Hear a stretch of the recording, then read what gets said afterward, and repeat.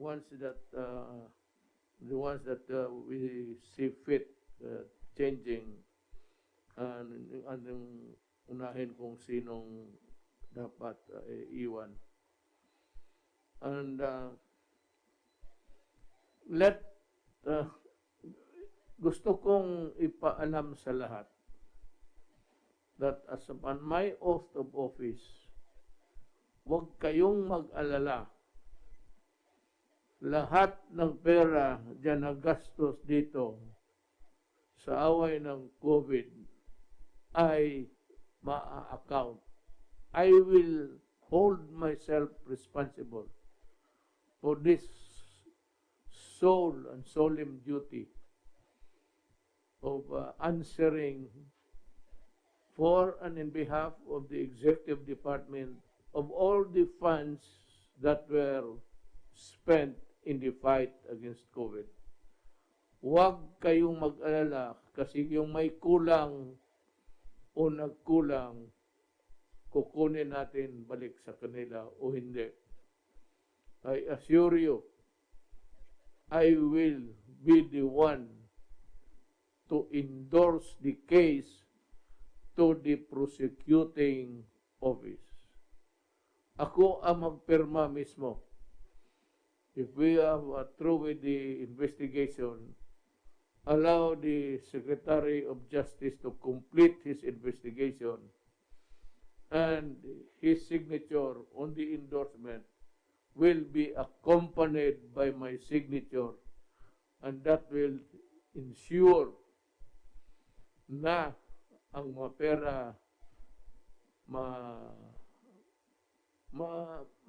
makita ninyo paano ginastos. I am asking the National Task Force on COVID-19 to properly report on how all the funds were spent and their intended purpose. Mga kababayan ko, do not mix up everything. Itong iskandalo, lalo na itong pera para sa kabutihan ng katawan ng tao, dalawa ang lumalabas sa limelight ngayon. Yung PhilHealth ang dapat imbestigahan, ang dapat i-prosecute lahat at dapat ikulong. Kung yan na lang ang trabaho ko sa maiwan ko sa 2 taon, yan na rin ang gagawin ko. One of the things that, few things that I can do in the remaining 2 years of my term, ubusin ko ito yung panahon ko to work on the cases for people who are involved in the PhilHealth. Itong pinag-usapan dito ho, hindi ito PhilHealth. Pera ito sa COVID yung binigay. At hindi ito pwede masabi na blank check because that is not allowed. And I'm sure, yung mga tao na iniwanan ko sa pera, lalo na kay Secretary Lorenzana, then si Rowley, and a lot of the guys there, they are military men na nakilala ko noon pa, matagal ng panahon, 10 years ago, o Lorenzana, about 20 years ago. Alam ko, Rowley, they are a bunch of an honest person. Huwag kayong mag-alala. Ikukwenta namin yung pera lahat. Iba yung PhilHealth. Iba yung sinabi, huwag kayong may sabihin na prepare na parang cheque. That's a reckless statement. Kasi gumagastos pa tayo, hindi pa tayo tapos. Allow us time to do our thing, spend the money, and there will always be a time for reckoning. And that will be the time when we account for the money that we have used in the fight against COVID. Huwag ho kayong ano dyan sa PhilHealth, pati yung itong sa Bayanihan 1 and 2. And even then, itong sa pera sa Bayanihan, I will still impose stricter measures. I will ask the finance guys nadagdagan. Kasali na dyan sila yung task force mismo. At yung pinag-iniwanan ko ng pera, General Lorenzana, General Garbes, General Bautista, at ang buong IATF. Kasali na ako doon. Kaya nandyan yung garantiya. That is my guarantee to you. And including, I forgot to mention, is always seldom mentioned si Bebot Belio ng labor. Kasi bot yung inobit mo, binabasa ko pa sandali lang. Kasi may nag-object, tapos sabi ko, just give me time to review the objection, and I can simply say that huwag mo na masyadong magmadali. Busy talaga ako. Pero itong bot ito nagnakaw ng pera ng bayan, lalo na yung sa COVID, they will go to prison. I am sure. Pag wala akong nakita na magpakulong, magdampot ako ng 3 sa kanila, kulungin ko. Pilitin kong kulungin para may makulong lang talaga sa putang inang ginawa nila dito sa pera na tao.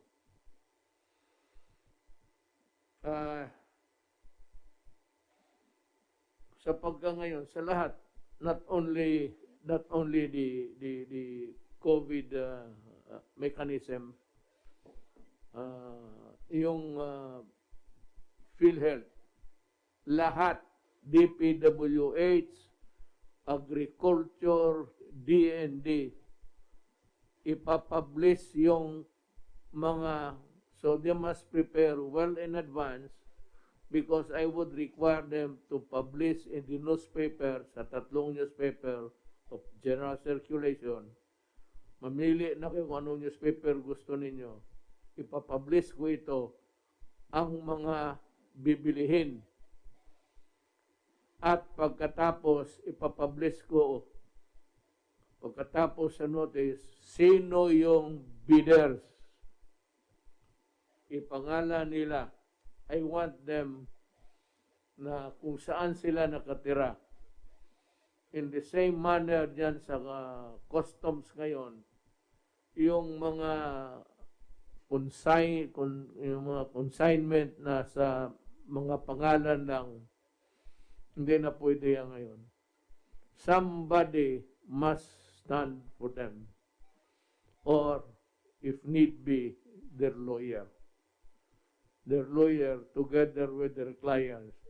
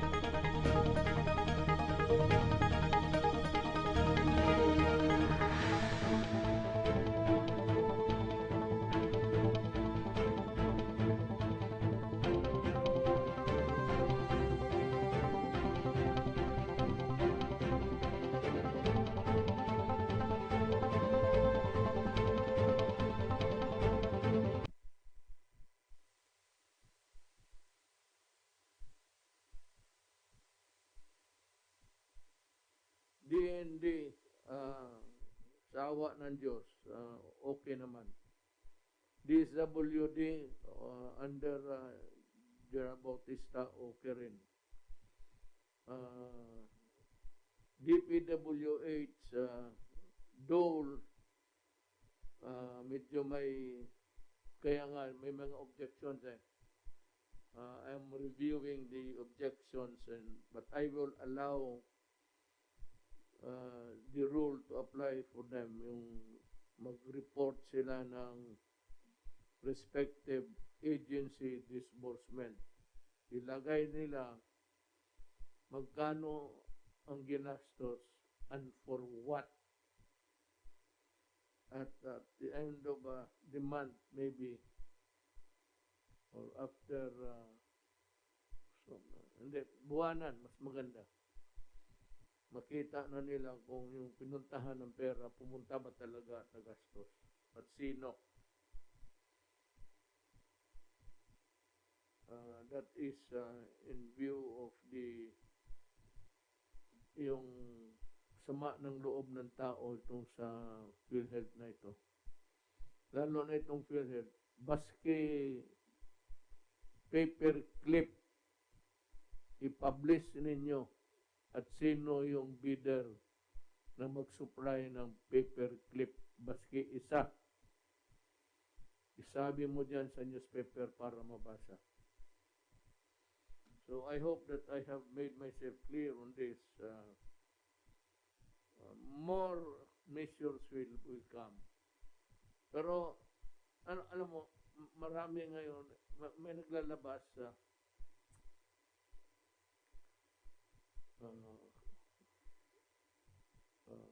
revolutionary government, tapos ako ang sinasabi na wala akong pakialam niyan, wala akong kilala ng mga tao na yan, at hindi ko yan trabaho. At ito namang kay Lenny that in her ending statement said that kung hindi ko daw gawin ng gobyerno, gagawin ng tao. Well, sa panahon itong pandemic, medyo desperado ang mga tao. Tapos dagdagan ninyo ng mga ganon na wala naman kayong base, sana may ipakita kayo. Please do not add fuel to the fire. You will just destroy government. Huwag ninyong sirain ang gobyerno kasi masisira ang tao. Pag nasisira ang gobyerno, lulutang tayo lahat. Baski na sabihin ba ninyo mamatay ako bukas, it cannot solve the problem of the country. May mga siguro, I think that, ano pa ba,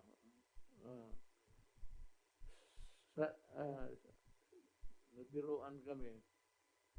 I had another meeting somewhere.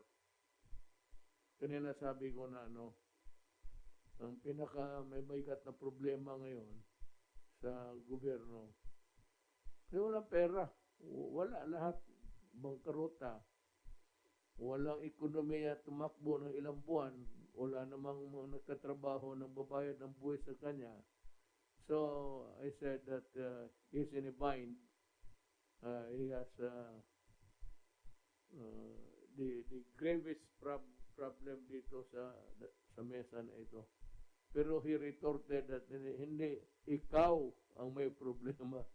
Sunod lang ako. Sa totoo talaga yan. Alam mo, we have to, sabi nga na, we have to spend, salo na sa COVID, we have to spend, but we must have to spend wisely and correctly. Kaya naiwan. Kasi kung wala ng pera talaga, bangkaruta na, wala naman tayong kumita. Kung may magpahiram, kung walang magpahiram, maraming mamamatay, hindi tayo makabili ng medisina. Kaya kung may pera, bayanihan, whether it's already part of one or two, I will make sure, as long as I have this guys here with me in the team, yung task force,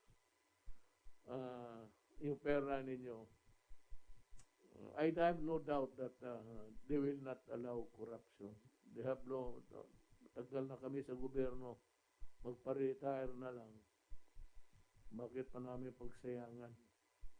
Kung konting panahon na lang na iwan, so walang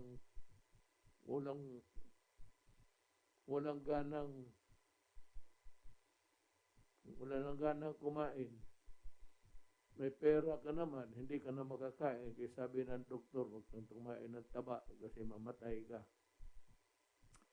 Ikaw, Duterte, huwag ka nang uminom kasi yung barit mo nearing stage 1 ka sa cancer. So, hindi na bebot yung paa. Ewan ko kung puputulin yan o hindi. O puro na may sakit. So, what do we get to be? Wala na. Ang amin, ang iwan na lang ang trabaho kasi pag harap namin sa Diyos, ang tanungin ko na, ikaw, Rodrigo, anong ginawa mo? Sabi ko, ginawa ko man lahat. Ito man si Dominguez ang walang pera. Sa pera, naubos na niya, inutang na niya lahat. Wala namang pautang. Si Lorenzana, wala yan. Gumbala, pati armas, may ibigay yan. Pero, medisina, kailangan pera, cold cash talaga. No, really, walang biro na to. If there's money, I can assure. Congress is free. Congress is free to participate or create oversight of committees of all sorts. Anong committee maisip ninyo sa COVID-1 or 2? Wala namang pati COVID-2 kung mayroon pa. Ilagay ninyo oversight, undersight, side-sight, igawain ninyo. At kung gusto ninyo to report yung mga tao weekly dyan para may trabaho tayong lahat. They can report to Congress weekly or at your choosing. Walang problema yan. I'm ready to order that. It is not a matter of separation of powers. Yan yung parang expanded oversight lang. Na gusto lang, it is never illegal to know where your money is going. Kaya I urge Congress, ilagay na ninyo ang lahat ng safety measures para walang palpak. Kung gusto ninyo, yun, yung sabi ko, itong sa newspaper, pati yung sa disbursement. Pag hindi pa kayo kontento, tawagin ninyo at ipa-explain ninyo kung ano yung disbursement na yan. Kung saan pupunta at anong benefit na makuha ng tao. I am urging Congress, as a matter of fact, I am demanding Congress to join us in putting up measures to ensure that the money is spent for its purpose. I am willing to give way. At saka, kung gusto ninyo ng accounting for every transaction, pwede rin. It might really cost a lot of time for the bureaucracy. But if you want every transaction to be audited right away for you to peruse and understand, we can do that. I repeat, we must participate everything that will prevent corruption. Okay, Sunny, can you make us the report now? I think you have the money now. You seem to be smiling. Or no money still. Frowning will not do any good. So you might as well smile. Thank you, Mr. President. This is a quick update on the small wage subsidy program under the Bayanihan law that we implemented. So just to give you a quick update on it, it's up there.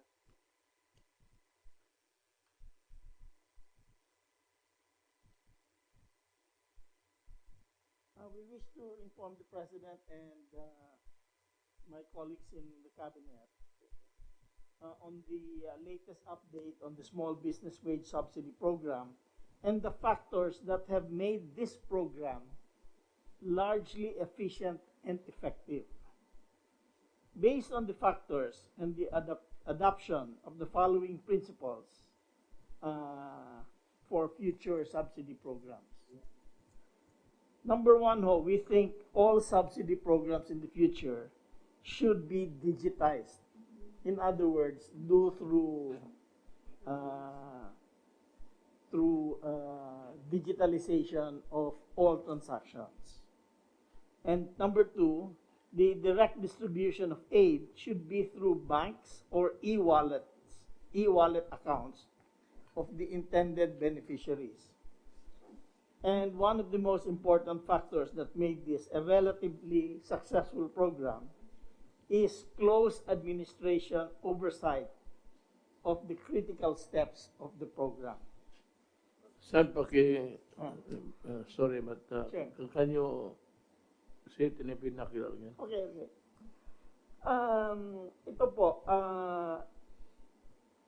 mahirap po gumawa ng kalokohan dito kung by computer. Talagang walang cash na hinahandle. Nobody can keep the cash. So the intended beneficiaries, yung mga employees ng small companies ay tumanggap ng subsidy. Can I be allowed to? Sure, please. Ang maganda kasi dito sa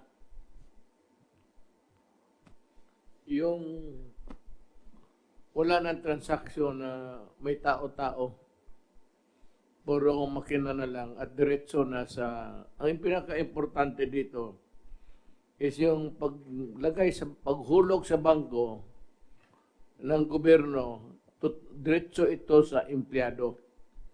There is no intermediary and there is no intervention of any kind, lalo na tao, diretso sa inyo.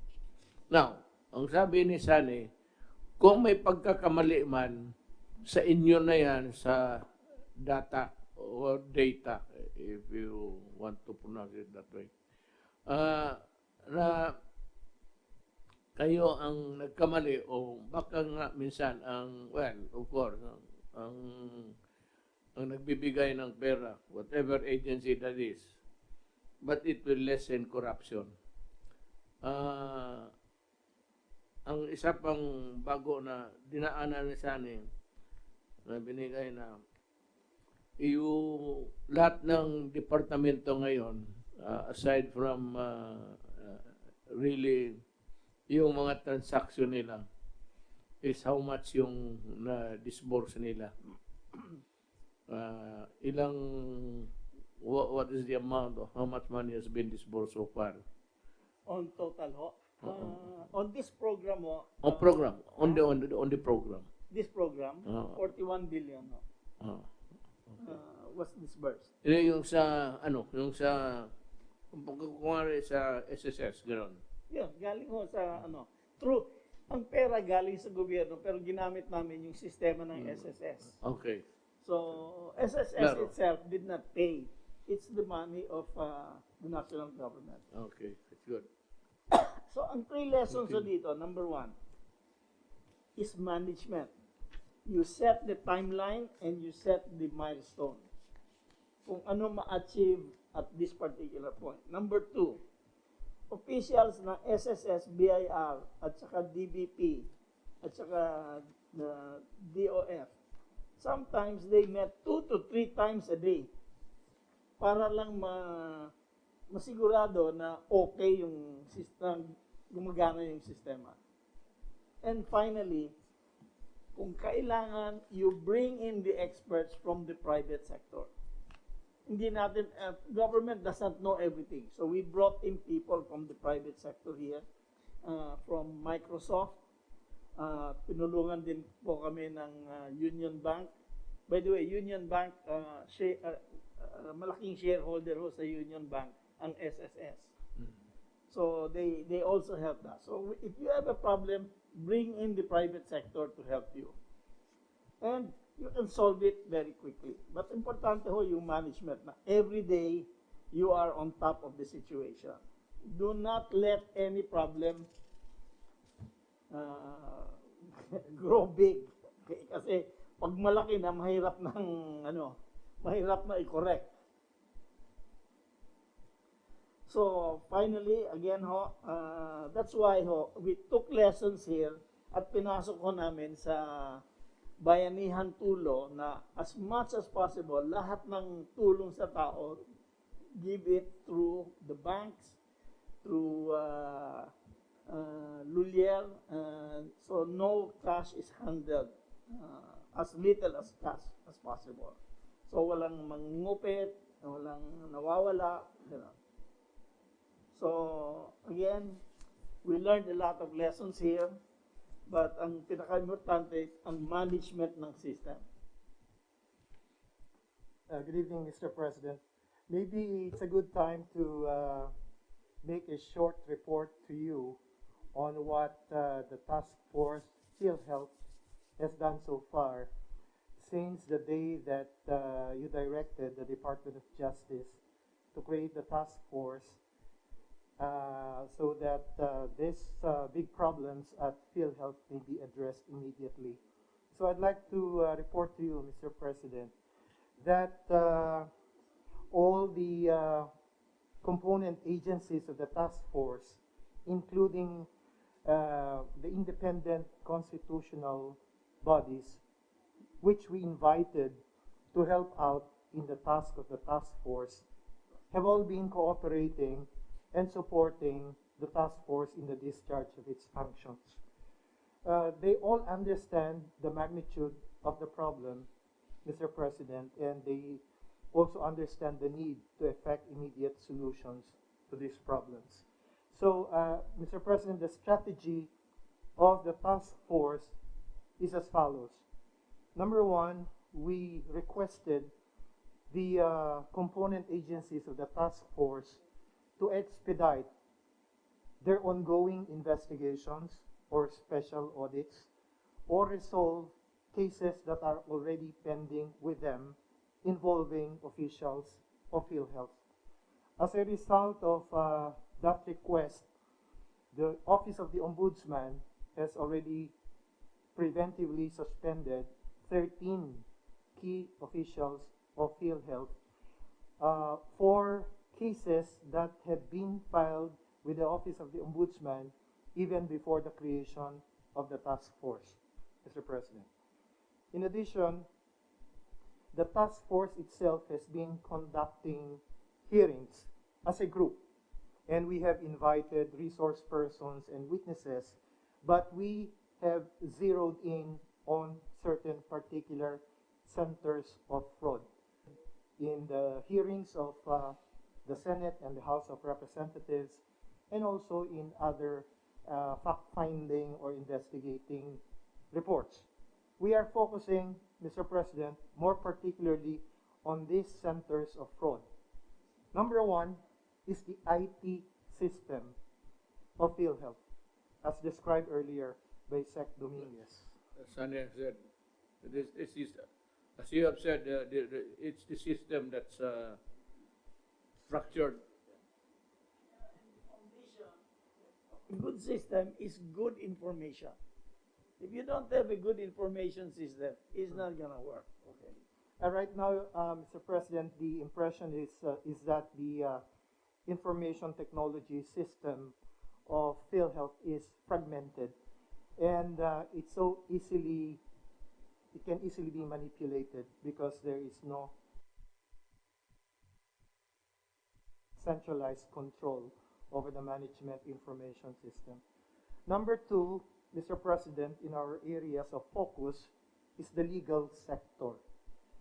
This seems to be one of the biggest sources of, well, allegedly fraudulent activities. We're still conducting our investigation, Mr. President, but so far in the fact-finding and investigation reports that we have received so far, including those from the Senate and the House of Representatives, it seems that the legal sector is a very ripe source of irregularities.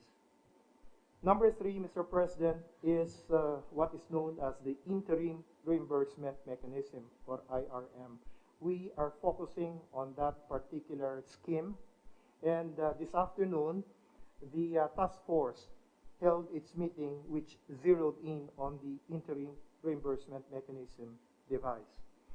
And lastly, also, Mr. President, on financial management. This is, again, one area where we believe that many irregularities in the past have been committed. In addition to the work, Mr. President, of the task force as a collective group, we also created composite teams to follow through the information that we received during the task force hearings or meetings. So these composite teams, Mr. President, are normally composed of the NBI, COA auditors, the AMLC, money laundering, and also the PACC, the Presidential Anti-Corruption Commission. Even as these composite teams are going through the process of investigating more deeply these alleged irregularities, we are also conducting lifestyle checks of certain key officials of PhilHealth so that we can connect the irregularities that we uncover during the investigation with the lifestyle of these people. So there might be a reinforcing effect. If we see that these guys are probably involved in this particular irregularity, they're making money, and it's being shown in their lifestyle. So, Mr. President, our ultimate objective within the time limit that you gave us is to be able to file legal actions with the Office of the Ombudsman. And also, we will try to make use of the reports that we receive from the Senate and the House of Representatives. Because as you probably very well know, the investigations that they conducted were supposed to be in aid of legislation, but the same evidence will be used also for the purpose of filing legal action, and that's a job of the task force. Mr. President, even as we do this, we hope to be able to make recommendations as well for structural reforms at PhilHealth. In the course of our investigation, we'll probably be able to discover what structural reforms need to be done at PhilHealth, and we're hoping that in this regard, Mr. President, the governance commission for government-owned and controlled corporations, which is under the Office of the President, GCG, Mr. President, will be able to make proposals for the reorganization, whether partial or total, of PhilHealth. More specifically, we have broached the idea to the GCG of creating an interim management committee for PhilHealth, and it's something that probably the Office of the President may direct the GCG to do, so that they'll do it more immediately. Finally, Mr. President, we hope that the job or the work of the task force may also help in one way or another Congress in crafting new legislation to strengthen PhilHealth and make it more responsive to the needs of the people. That's all, Mr. President. Okay, let me ask you this.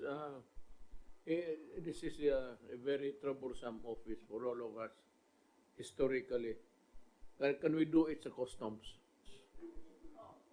The customs, if you go to the customs office now, si Jagger has a very sophisticated system for monitoring all the shipments in the main ports in the country. Please visit. You didn't see it, eh? You didn't go inside, eh? He has done as he's quite advanced sa sa digitalization. Pero again, hindi pa perfect. But he's moving towards that. In other words, alam ni Jagger at any time which shipment is being processed in what port.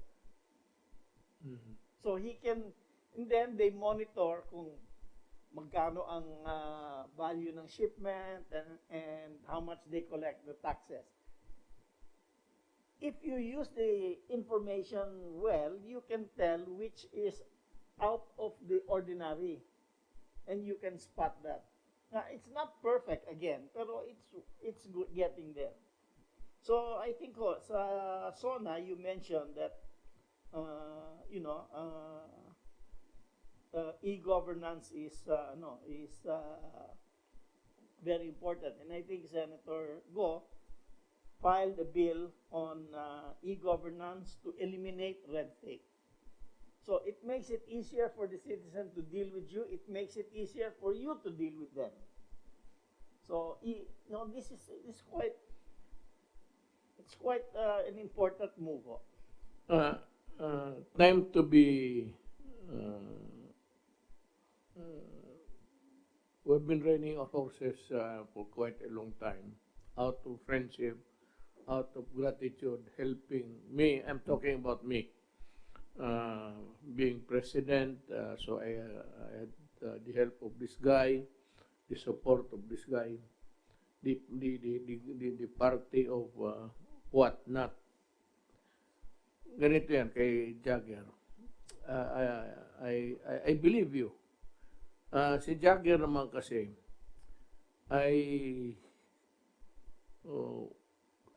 I told him to fire Humamil.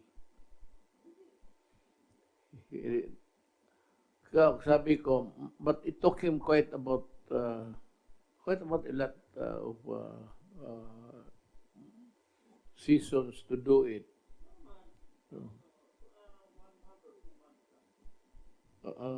No, but he was still there. Sabi ko kay Jagger, or through somebody, sisirain kanyan.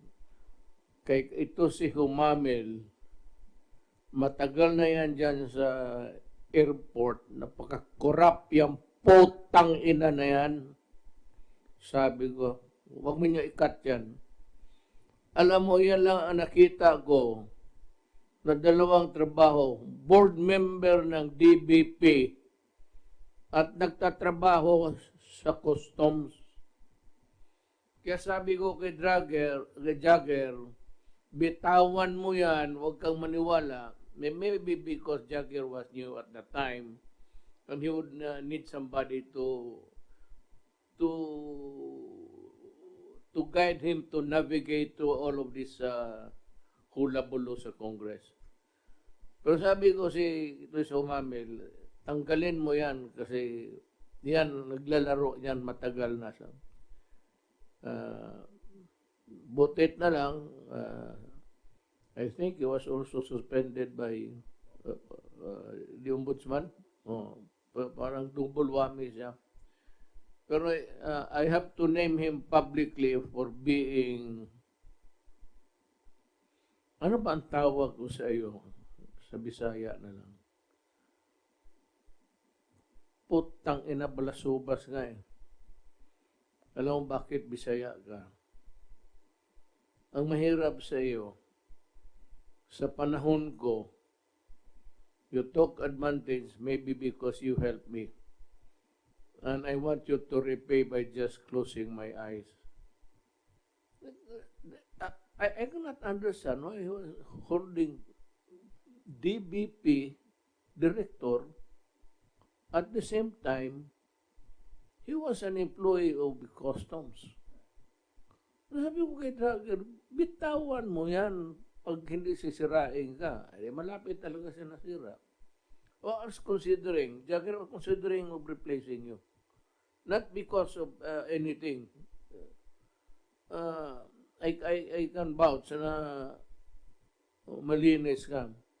Problem is do not entertain loyalties, especially in government. If you think that that idiot is going to destroy you, you destroy him first. You have slides Yes, Mr. so that President. we can follow you. Mr. President and fellow members of the Cabinet, good evening.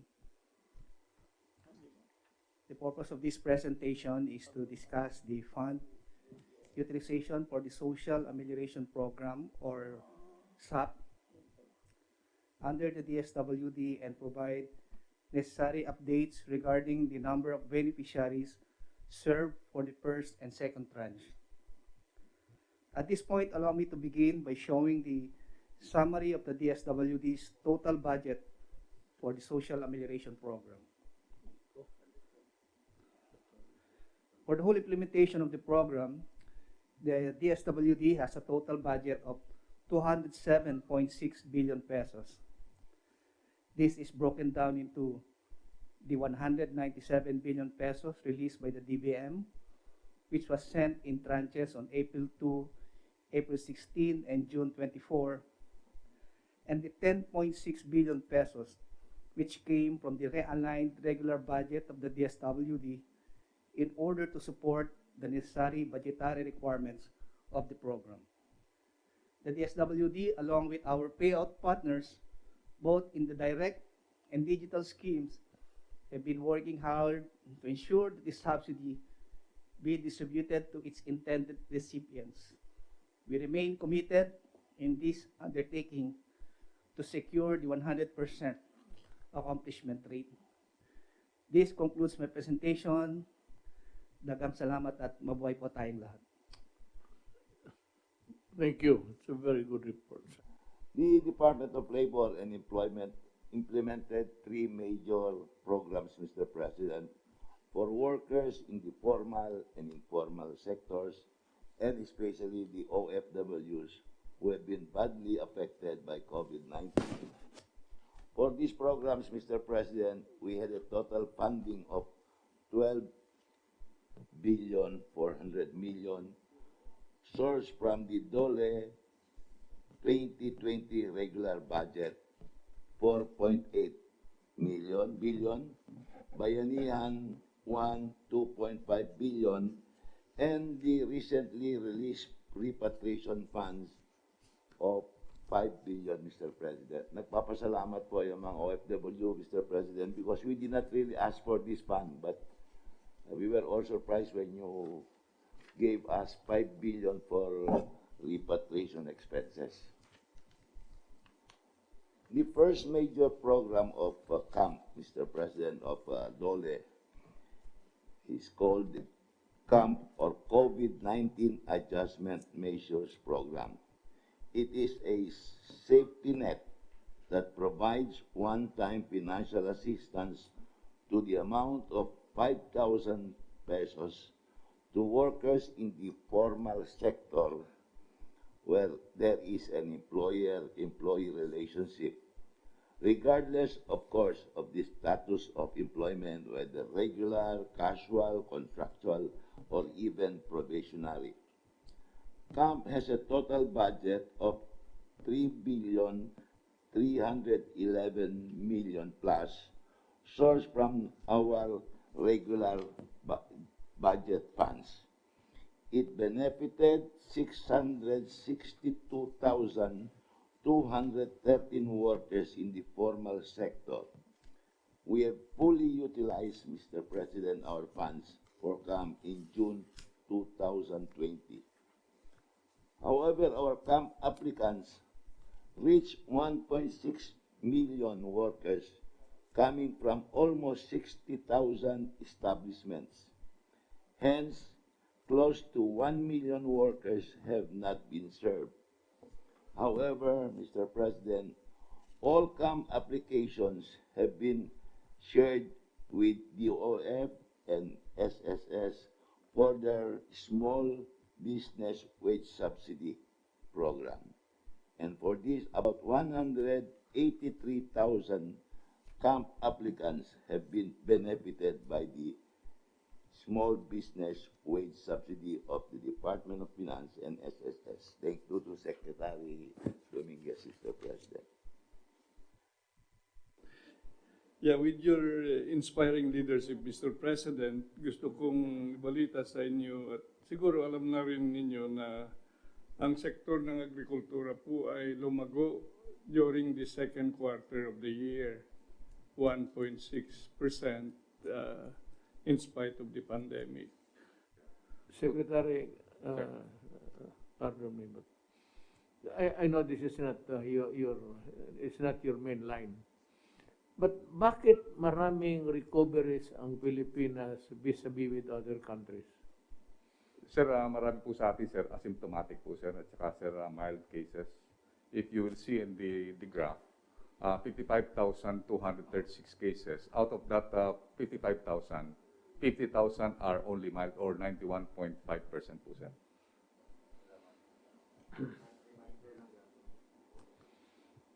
Mga kababayan ko, we close this Talk to the People program of the government by allowing me to say this, that government will account for every money.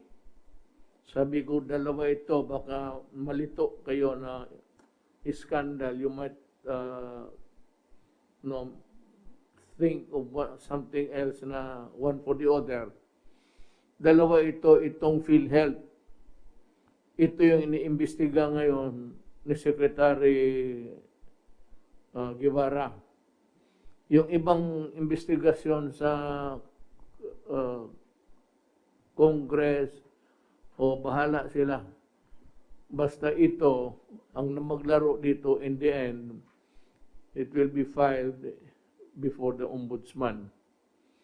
Tapos, yan ang may skandalo, may nakawa ng pera. Itong COVID bayanihan 1 and 2, malinis ito.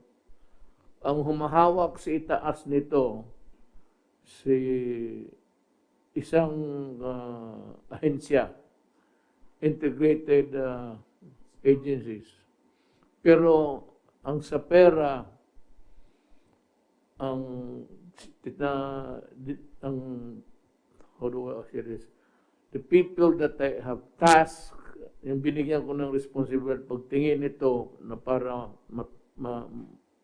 mahusay ang takbo at walang nakukurakot na pera. Ang sa taas nito ay si General Lorenzana. Siya yung pinakamataas dito sa informal namin. Then it's Secretary Anyo, General Anyo. Then it's General Galvez, Secretary Galvez. Puro yan sila military. And why? Well, yan ang paniwala ko. People might disagree with me, fine. But I have been with government almost 40 years. I will end, kung buhayin ako ng Panginoon Diyos, 40 years. Bago ako, 40 years ako sa politika. Alam ko ang laro ng gobyerno, pati anang buhay. So ginagawa namin lahat, hintayin na lang natin yung bakuna. Merong medisina galing Japan, pati itong remdesivir, pati avigan. Ito yung panglaban sa kung ano pa, ito yung sa lagnat. Hindi ito yung gamot. Ang gamot yung vaccine. Ang vaccine ay gawa sa katawan ng tao. Malapit na yan, Russia, China, I don't know if anybody, alam ko lang yung dalawa, nag-announce na meron sila and ready and they're willing to help.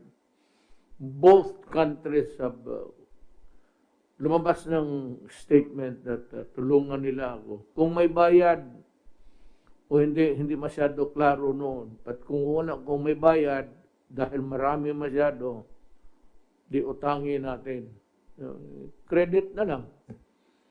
Or hanap tayo ng loan. But if it's not, I am sure that they are willing to give us that na privilege of borrowing from them. Ang mauna, malapit na yan, ang China any day would announce it. Ang mauna sa bakuna, ulitin ko, ay yung mga tao na nasa listahan ng gobyerno na tumatanggap ng pantawid. Ito yung mga mahirap. Ang sunod yon, yung mga tao na hindi nakalista at mahirap.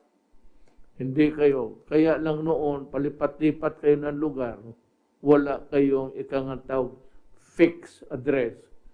Kaya hindi ka nakalista sa barangay. Sila ang susunod. Pero mauna sa lahat, ang mga military pati pulis. Kasi kung walang pulis pati military, babagsak tayo. Sino magwardya sa atin? At yung mga taga-gobyerno, kung gusto ninyo, ako ang mauna para magkaroon kayo ng kumpiyansa, or I can be the last Filipino to get unahin kayong lahat. Pahuli kami. Basta sigurado ang pinag-usapan dito na hindi mahuli ang mga mahirap ngayon dito sa gobyerno na to. Maraming salamat sa inyo.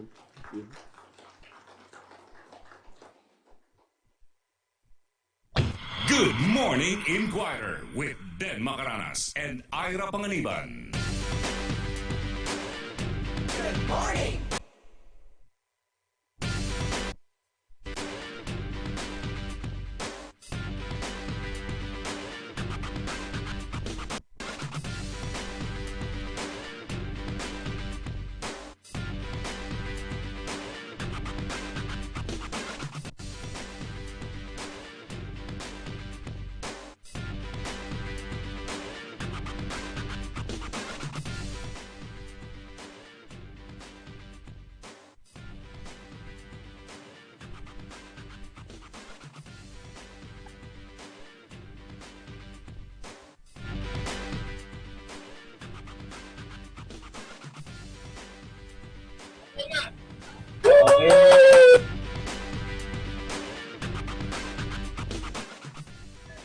Game na.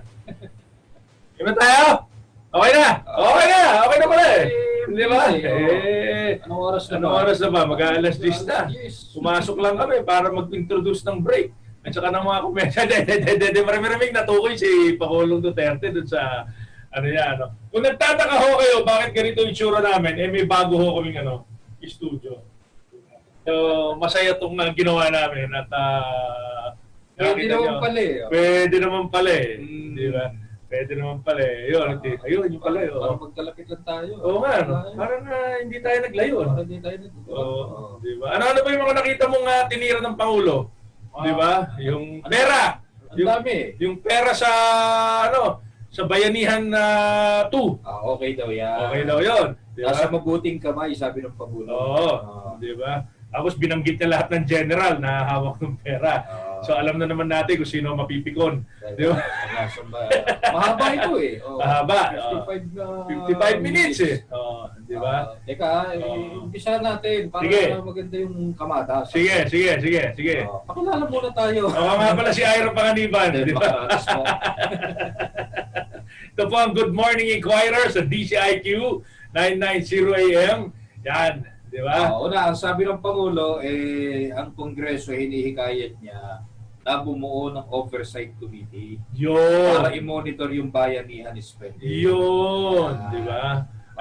Ano yung sinabi niya kanina? Ilagay nyo na lahat ng lahat ng safety nets dyan sa batas na yan para hindi magamit sa kalokohan. Ang sabi naman ni Secretary Dominguez, yung subsidy ay digitized na. Para raw mabawasan yung kamay na humahawak, di ba? Pagka maraming humahawak sa pera, nababawasan yun. Siyempre, may naiiwan eh. Ayan. At isihingayat din ni Dominguez na dapat daw ay yung private sector ay tumulong. Ako, may bangko sabi dito. Mukhang may liligayang bangko tumulong. Para lahat daw alam nila, para walang nangungupit. Ito naman yung sa kanina nagsalita rin si Justice Secretary Guevara, di ba? In-inform niya yung body na lahat nagko-cooperate naman daw doon sa investigasyon. Ito naman ay sa PhilHealth. At sa mga susunod na araw ay nakahanda na yung pagpa-file ng mga kaso. Kasi sabi ni Digong, lahat ng mga nagnakaw dyan, kasuhan nyo. Diba? Pakulong yan, di ba? Amin yan. Abay pa, up to this point, wala pa ako nadidinig na mura. Hindi, ito sa puntong to. Pero kanina nagmura. Hindi. Up this point, mabait pa ang Pangulo. Up this point. Nagsuot na ng jacket. Nagsuot ng jacket. Ginilaw na. Sinabi rin ni Secretary Guevara na meron na silang task force na binuo na nagko-conduct, sasagawa ho ng lifestyle check sa mga taga-PhilHealth. Eto na tayo. Sabi ni Duterte, si Jagger, si General Guerrero ho yan, yung boss chief dyan sa Customs. Si Jagger naman, I told him to file Jumamil. Jumamin! Dating lawyer. Hindi, lawyer to. Lawyer yan. Board member ng isang bangko. At the same time, dating board member din ito nung isa pang government agency. Nakalimutan ko lang. Government Financial Institution. Sinibak. Konting background, ito yung classmate niya sa pera. Kaibigan niya. Madikit sila nung araw. Matagal na yan sa airport. Diba? Minura niya, pinili dito nakatikim ng dito ko nakarinig ng mura ulit sa Pangulo. Ito raw si Jumamil ay dating miyembro ng board ng Development Bank of the Philippines at ng Bureau of Customs. Dalawa sila doon. Nagagalit siya, di ba? Bitawan, sabi niya. Tama, dapat bitawan. Sabi ko kay Jagger, ipapahamak ka niyan. Diba? Si General Bautista naman ho ng DSWD ay nag-report din. Sinabi niyang ongoing yung social amelioration program. Ito na yung part 2 di ba? Yan yung bayanihan 2. Samantalang ang Labor Secretary, si Secretary Bemont Bello III, ay nagsabi na tuloy-tuloy din yung pagbibigay ng cash assistance sa mga workers natin. Lalo na yung mga nawalan ng trabaho. Alright. Yan lang. Generally, medyo mahaba-haba, 55 minutes. Diba? Meron din pala siyang nabanggit kanina dun sa RedGov. Pinatigil niya. Tigilan nyo na yan. Tigilan nyo. Tigilan nyo nga, hindi nakakabuti. Sabi niya. Sinabi niya. Ito yung mga supporters niya to, ha? Pero hindi. Tigil. Gustong magkaroon ng revolutionary government, pero siya rin ang uupo. Diba? Sakay na kanina. Tigilan niya. Hindi kayo nakakatulong. Naman. Ilan lang po yan. Ilan lang po yan. Sige, magbabalik kami pagkatapos sa ilang paalala dahil maraming komersya na nabinbin.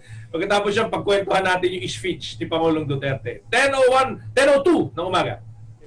Good Morning Inquirer with Den Macaranas and IRA Panganiban. Yung mga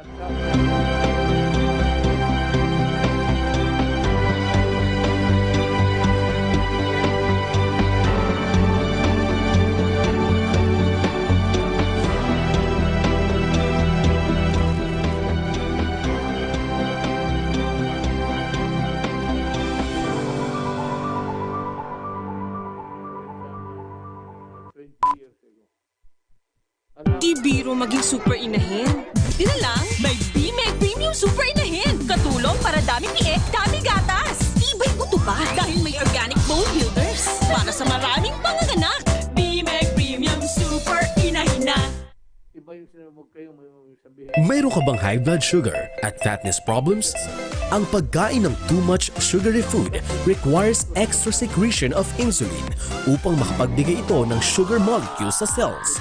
Paglipas ng panahon, ang hindi sapat na insulin secretion upang magkaroon ng sugar sa cells ay maaaring magresulta ng maraming sugar na manatili sa dugo. Ang mataas na sugar sa dugo ay salarin ng maraming mga cancers.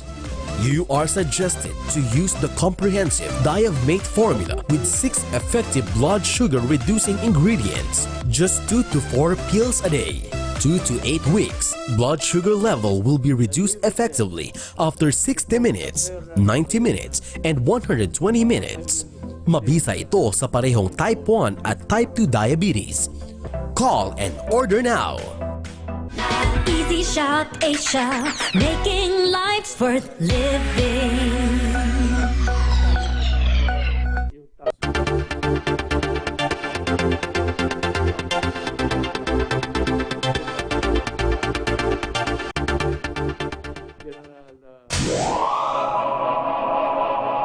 Good Morning Inquirer with Den Macaranas and IRA Panganiban.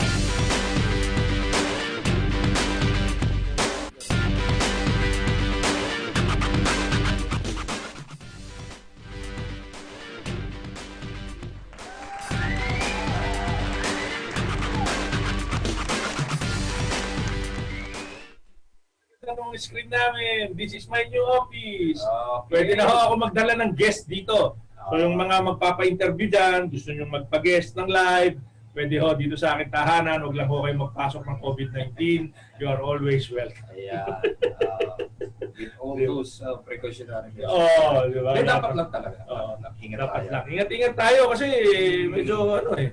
Hindi ba? Pinatulan ba ng Pangulo yung salita ni Lenny Robredo kapon? Hindi. In passing. In passing eh. In passing, ito naman si Lenny. Hindi kayo nakakatulong, di ba? Oo.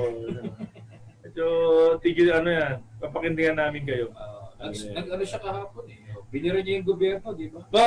Oo. As if walang leader, sabi niya. Sabi niya, di ba? Alam mo yun yung ano, yun yung patuloy at paulit-ulit na narrative ngayon, today, ng oposisyon. As if walang leader. As if walang leader. Di ba? Bakit? Kasi talagang ano eh, ina-undermine nila yung leadership nung kasalukuyang administrasyon. Yes. Si diba? Trillanes, yan din yung linyado ng kanyang mga tweet. As if walang leader, di ba? Parang iisa. Umalis na sila dun sa may sakit at mamamatay na to as if walang leader. As if walang leader. Ano sabi niya? Overpriced na mga PPEs. Questionabling mga cash advances sa mga hospital. Kahit nung walang pandemic, sabi niya ganyan, wala namang nangyayari sa ating ekonomiya, sabi ganyan ng pakalawang Pangulo. Marami na raw ang mga dismayado. Yung marami na ang dismayado, 5 taon na nila sinasabi yan eh. Hindi pa nga nakaupo, dismayado. Hindi pa nga nakaupo, dismayado na eh. Di ba? Nung manalo, dismayado pa rin. Di ba? Tapos marami raw siyang mga kausap ngayon, mga researchers, analysts, professors, na nagbigay daw ng kanilang mga suggestions paano malalampasan na maayos itong krisis na ito. Yan. Di ba? Saan na yung suggestion? To follow. Alam mo, yun ang sinasabi ko. Marami ho kami suggestions. Let me put it in context. May suggestion. Okay? Di ba? May suggestion. Ginawa yung suggestion. Effective ba? Hindi. Di ba? Kasi lahat ho tayo pwedeng mag-suggest. Ba't may narinig ka ba? Ano ho yung suggestion? Ibigay nyo na kasi. Ibigay nyo. Bakit? Ayaw nyo kasi baka gawin. Tapos kunin yung credit. Kayo yun eh. Ayun pala, sinagot ni Duterte si Robredo. Do not add fuel to the fire. Di ba? Kung tutulong ka, tumulong ka na lang. Huwag ka nang di ba? Sabi natin yan ang hirap minsan sa inyo. Inako rin naman ng Pangulo, sabi niya, kung ano man yung mawawalang pera rito, pananagutan ko to. Di ba? Pero sabi niya, yung mga nagloko, ayun na nga, pinailan na nga ng kaso. Di ba? So kayo naman yung Congress, gumawa rin kayo ng oversight committee. Gumawa kayo ng lagyan nyo na ng safety net. Yung mga batas na ginagawa nyo, especially for COVID. Kasi, yan yung magsisiguro na hindi maluloko yung pera. Yes. Di ba? Para bantayan nyo na rin. Para mabantayan nyo na rin. Kasabay na tayo. Di ba? Hindi yung, hindi yung lahat kayo sat-sat na. Tama yung sabi ni Boss Jake lahat nagpapa-interview na Yung mga dating hindi mo makakuha sa TV ngayon isang kalabit mo lang nasa Zoom account mo na Madali silang kausapin ngayon. I-post mo yung i-cut and paste mo yung Zoom account. Gusto mo tawagin mo sila rito. Pwede kayo dito pumunta. Di ba? Iniimbitahan ko kayo. Baka naman mahiya kayo sa akin. Pagawan nyo ako ng mas maganda studio. Okay din. Sige. Di ba? Di ba? Hindi pala nabanggit kahapon yung sa yung sa Hulusulo. Hindi. Actually, hindi binanggit kanina ng Pangulo. Parang hinihintay ko Actually, baka kasi kahapon tinira yan So, kagabi. So, baka nire-review pa yung di ba? Pero maganda yung pero maganda partner yung sinabi nung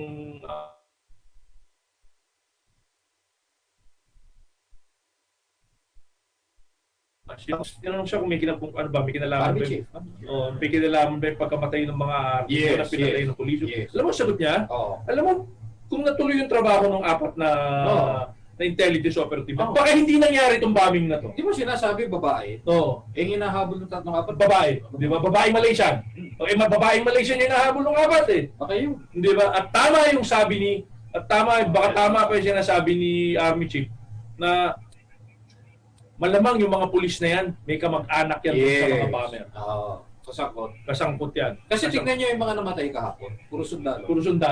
Walang pulis! Sila yung tinira kahapon. Diba? Sundalo yung fatalities. Sundalo yun. Diba? So, ilan yung patay doon? 5, 4 na sundalo. May mga pinadalang litrato kahapon. Hindi na natin pwede yung pakita Pero mga nahati yung katawan. Pero yun yung sinasabi ko, yung PNP, kasi yung PNP tumira pa ng may drugs daw connection yung mga sundalo Alam mo yun ang ayoko sa PNP. Sa hearing sa Senate, di ba? Wala pang kaso. Wala! Hindi yung sinuspindi ni Archie Gamboa. Wala! Di ba? Ito si Archie talaga, kaya nagiging walang hiya ang pulis natin, sa totoo lang. Di ba? Sa totoo lang. Yung yung best friend mo. Na sinabing pinalitan. Hindi pala, nag-leave lang pala. Okay, mukhang pinalitan na. Pinalitan na talaga. Ang leave niya, 2 araw lang tapos hindi pa rin nakakabalik. 20 hanggang 22, nung pecha na tayo. Tapos si Batan ng... Di ba? Diba sabi niya, pupunta siya ng Chinese General. Tapos, annual executive check-up niya. Tapos hindi na nakabalik. For 2 days daw si General Batan. Anong pecha na, di ba? Mukhang na nga. Mukhang hindi na isa ng kanyang Sorry. Ayan, kita nyo yan. Yan yung motor na sinasabing ginamit. Yan, kita nyo. Itinabi dun sa truck ng mga sundalo. Pinasapog. Tandaan nyo Malaysian yan female Malaysian. Kita mo. Di ba? Ang hinahabol ng mga nung 4 na intelligence sa operative na pinatay ng mga pulis, female Malaysian. Yes. Di ba? So, huwag na tayo magbulahan mga kababayan. Isipin ho ninyo kung dito nakalusot yan sa Metro Manila. Kahit na sabihin nating GCQ tayo, kahit tao, di ba? Kung magpunta yan sa mga ganung lugar. Pero yun yung sinasabi natin. Di ba? Na yun yung malaking problema, malaking issue dyan sa Mindanao dahil tama yung sabi ni Army General, hindi ko maalala ang pangalan na napakaliit na bayan niya Sulu, halos lahat siya magkakamag-anak. Di ba? So malamang yung hinahabol, either nakatira sa kamag-anak or naka-hook up dun sa kamag-anak. Kaya nga hindi masugpo Oo. Kamag-anak Di ba? Biro mo, nung nakaraan, yun na nga. Okay, sumuko pa doon kay di ba? Kay Norbiswari. Sumuko ba talaga kay Norbiswari? Sumuko kay Norbiswari. Di ba? Sa para itsura ng bombing. Di ba? Wala, hindi pwede pakita. Kayo dyan sa PNP, lalo ka na General Archie Gamboa, nakita mo yung ginawa sa kapwa uniformado mo. Di ba? Nakita mo yung ginawa. Nakakadismaya, idol. Di ba? Mali. Something is wrong. Kaya nga, lalo ngayon. Kaya nananawagan yung mga top officials sa PNP, sa AFP, sana raw mag-escalate yung gulo. Between dun sa dalawang pwersa, kasi ang hirap Nangyari na ho dati yan di ba? Nangyari na yan. Tapos ngayon, ang mga namatay, mga sundalo na naman. Mga sundalo na naman. Di ba? Yan, kawawa naman. Diyos ko. Ano pa bang mga malalaking mga balita natin? Nabayanan natin ngayon? Di ba? Kaya batiin ko muna itong mga ito habang inisilip mo yan. Diba? Si Julio Bulosan, good morning po sa lahat. Joe Macaranas, good morning sa lahat ng nakikinig. Julio Bulosan, binanggit na naman ni PRRD ang China at Russia. Nako, may masasabi na naman ng mga haters. Partida, nakasuot ng antipara si Lenny kahapon. Oo nga naman, di ba? Sa House pala ngayon, ongoing. Teka, anong petsa pa ngayon? 25 ngayon, di ba? PhilHealth hearing. Alam ko, tapos na sa Congress, di pa pala. Hindi pa ba? Hindi pa, maganda to. Masigasig yung mga matatandang mga kongresista natin doon. Sina Congressman Marcoleta, saka si pangalan nito, yung taga Cavite. Remulla. Remulla, saka isa pa.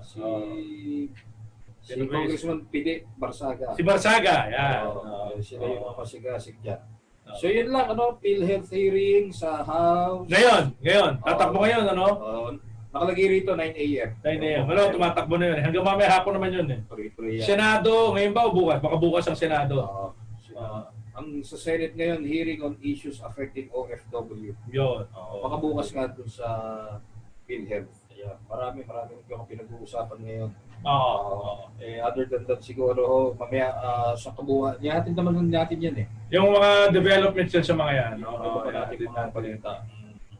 Wala pa, no? Wala pa. Ayan. Okay dito, dahil monitor eh. Diba? Hanapin natin kung asa na nangyayari, di ba?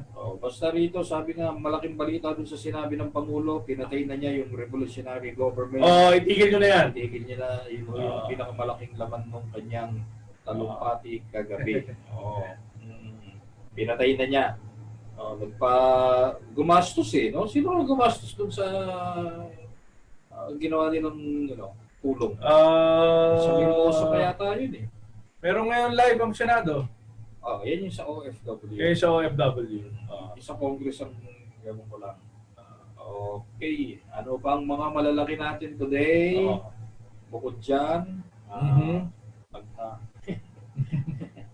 Teka ha. Wala pa. Committee on Health, Medical Reserve Corps. May mga kasabay yan. At saka ito, live din. Ayan ha. Ano? Hindi, bayaan mo na. Matatapos muna tayo. Magpaalam na tayo dahil okay na. At least napakita na mga mukha natin. Di ba? Sa mga susunod, babawi tayo. Babawi kami. Bukas, babawi kami. Sa mga hindi namin nabate. Good morning, Becky. Good morning, William. Imo-monitor na namin ang hearing sa Kongreso tungkol sa PhilHealth. Paalam na kami.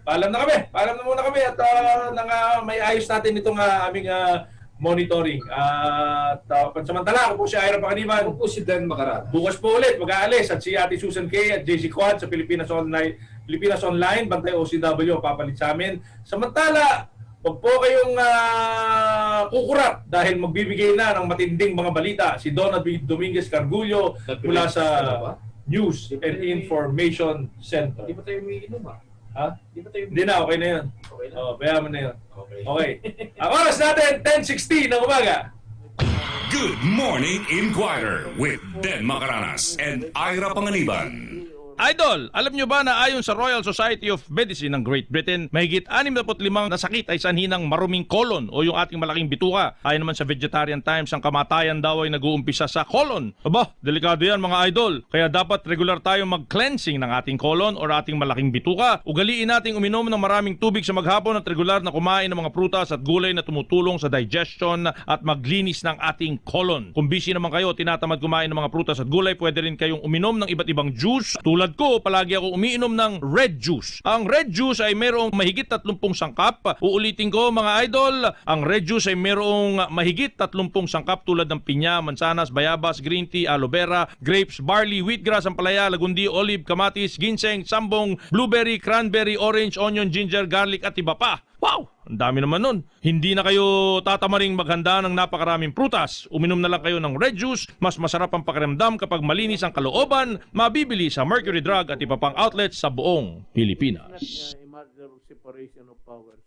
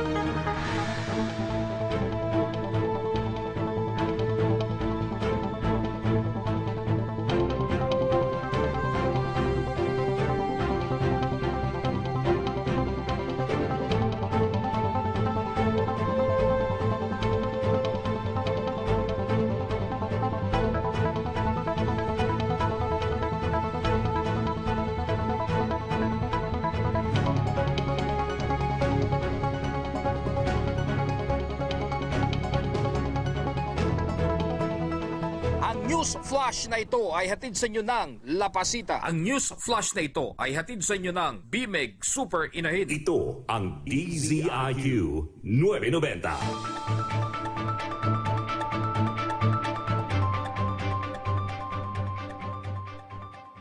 Ngayong abala sa online schooling ang mga kabataan at lahat ay nakatutok sa computer, laptop at cellphone habang nag-aaral. Nagpaalala sa mga magulang ang isang national security expert. Sa panayam ng Radyo Inquirer, sinabi ni National Studies expert Professor Romel Banlawi, posibleng online o modular na din ang pagsasanay ng mga terorista sa kanilang bombers. Ayon kay Banlawi, noon pa man gumagamit na ng social media ang mga terorista sa pagre-recruit ng mga bagong miyembro. Dahil dito, kailangan anya lubusang maging maingat ang mga magulang at maging mapagbantay sa mga anak na gumagamit ng social media. Sa kaugnay na balita, nag-issue ng updated na travel advisory ang United Kingdom sa kanilang mga mamamayan na nasa Pilipinas. Kasunod ito ng magkasunod na pagsabog sa Hulos-Sulu na naganap kahapon. Batay sa abiso, posible ang pagkakaroon ng pag-atake ng mga terorista sa Pilipinas kaya ang kanilang mga mamamayan ay dapat maging maingat at mapagmatsyag. Nakasaad din sa abiso na ang mga terrorist group sa Pilipinas ay mayroong kakayahang umatake saan mang panig ng bansa, kabilang na ang kapital na Manila. Pinag-iingat ng UK ang kanilang mga mamamayan sa pagbisita sa matataong lugar gaya ng mga mall, entertainment establishment, public transportation at mga lugar ng simbahan. Nakapagtala ng 27 volcanic earthquakes sa Bulkan Taal sa nakalipas na magdamag. Sa Taal Volcano Bulletin ng PBOX, ang pagyanig ay bunsod ng pagkakaroon ng proseso ng rock fracturing sa bulkan. May naitala ring mahinang steaming activity sa bulkan na ang taas ay umabot ng 10 meters. Nakataas pa rin ang alert level 1 sa Mount Taal. Balita naman sa labas ng bansa, sumampa na sa mahigit 18 million ang kaso ng COVID-19 sa Central Visayas o 18,370 ang kaso ng COVID-19 sa Central Visayas. Ito'y makaraang makapagtala pa ng dagdag na 22 na bagong kaso ng sakit. Ayon sa DOH Central Visayas Center for Health Development, 18,370 na ang total confirmed cases ng COVID-19 sa rehiyon. Sa nasabing bilang, 2,729 na lang active cases. Habang umabot naman sa 1,072 ang bilang ng nasawi dahil sa COVID-19 sa Central Visayas. At yan po ang mga balita sa oras na ito. Ako po si Donna Dominguez para sa Bayang Nagtatanong, Mamamayang Nag-uusisa. Ang news flash na ito ay inihatid sa inyo ng La Pasita. Ang news flash na ito ay inihatid sa inyo ng BMEG Super Inahin.